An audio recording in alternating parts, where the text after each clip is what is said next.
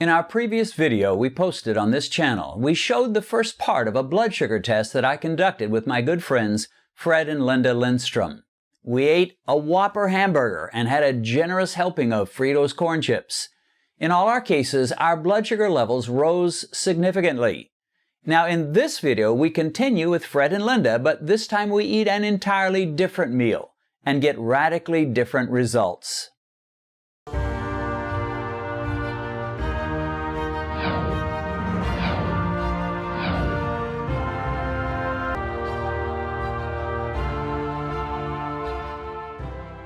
Well, you do strange things for the sake of science and research. And so here we are at an IHOP, and we've done a blood test. We're going to eat a particular meal. I was with Fred and Lynda just a couple of days ago. We ate that Whopper and those chips, and we saw a significant rise in our blood sugar. Today, we're going to do a contrasting meal where we eat an omelet, and it's going to have a lot of meat in it. And we're expecting some different results. I brought with me my wife this time. Her name is Benedicta. Welcome to the group. Thank you. So, Benedicta, when you're from Nigeria, I suspect that you didn't hear much about carbohydrates and blood sugar back in Nigeria. No, I didn't. I just came here and started counting calories and the carbs and all the diabetic things. I never heard of all this. Seriously. Okay, but actually, there are diabetics in Nigeria, right? Yeah, there are, but I'm not one of them, so I never paid too much attention to what is going on in their world. Now, do you have relatives that are diabetic? Nope. No. Okay, so that's a good thing. So Benedict is kind of like Lynda. She's pretty much in the normal range, although it can jump too high at times.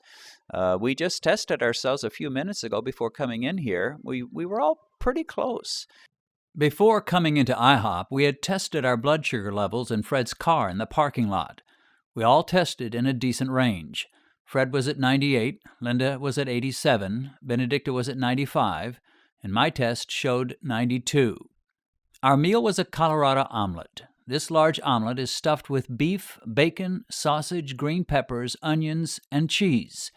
We did not eat the pancakes that normally accompany this meal, and we requested that they not add any flour to the eggs, which is a common practice they use to make them fluffier.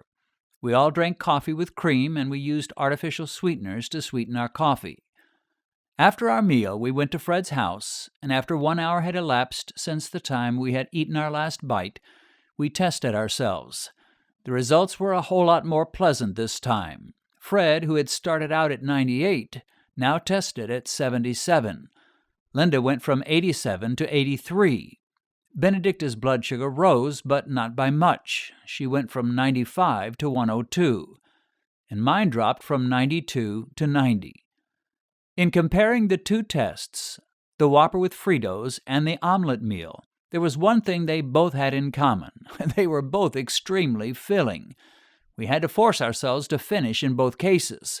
But that is where the similarities ended. For the three of us that took both tests, the contrast could not have been larger. Fred went up 73 points with the Whopper and went down 21 points with the omelet. Lynda went up 71 points with the Whopper and dropped 4 points with the omelet.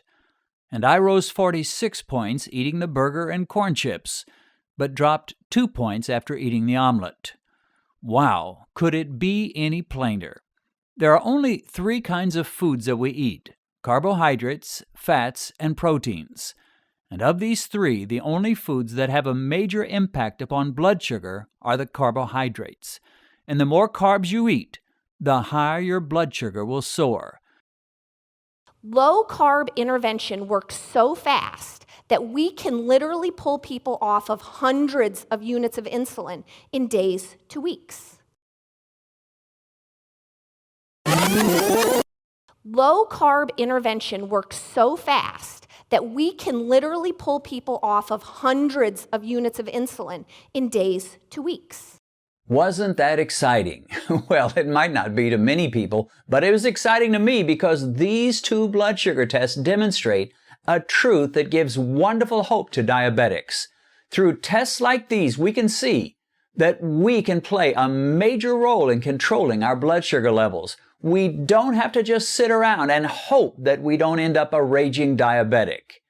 This video is lifted from the first video in our series, Overcome Runaway Blood Sugar. You can order the series by going to the webpage spiritofgrace.org/diabetes. You can also order individual DVDs on this page. If this kind of information is helpful to you, be sure and subscribe to this YouTube channel so that you'll be notified of all our future videos that we post. And if you like this video, we hope you'll give it a thumbs up.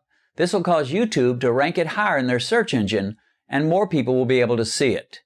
That's it for now. God bless, and see you again soon.